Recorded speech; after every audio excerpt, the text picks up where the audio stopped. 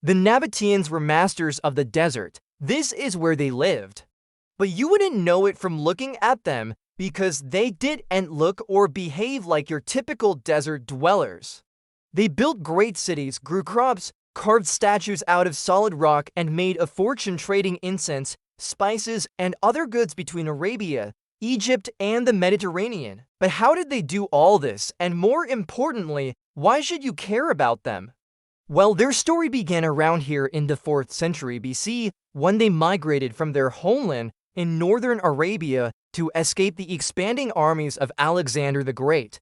Many of them settled in the Syrian desert, where over time they grew wealthy by controlling the trade of valuable goods coming from the east. At first, their caravans traveled as far as India and Southeast Asia to procure incense, spices, precious stones, and fine textiles.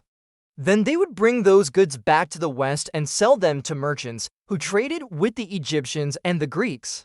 Along the way, they developed impressive skills. They carved obelisks, columns, and entire temples out of stone. They learned how to grow crops in the desert by building irrigation systems, and most impressively, they figured out how to harvest and manage scarce water resources in one of the harshest environments on Earth.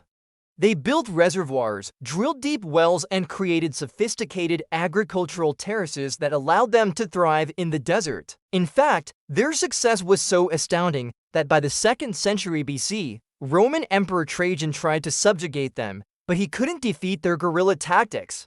So instead he made a deal with them. He granted them autonomy and made them Roman allies, which gave them legitimacy to access to Roman markets. At the height of their power, the Nabataeans controlled the trade of luxury goods throughout the Middle East, and their influence stretched from the Arabian Peninsula to the Mediterranean Sea. But by the 1st century AD, their fortunes changed.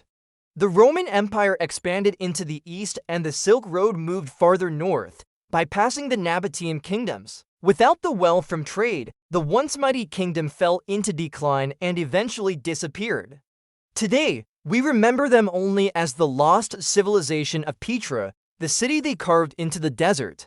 But their story is important because it shows us what can be accomplished when people work together to overcome the challenges of the natural world. It also reminds us that even the greatest empires can fall if they lose control of their water resources, and that's why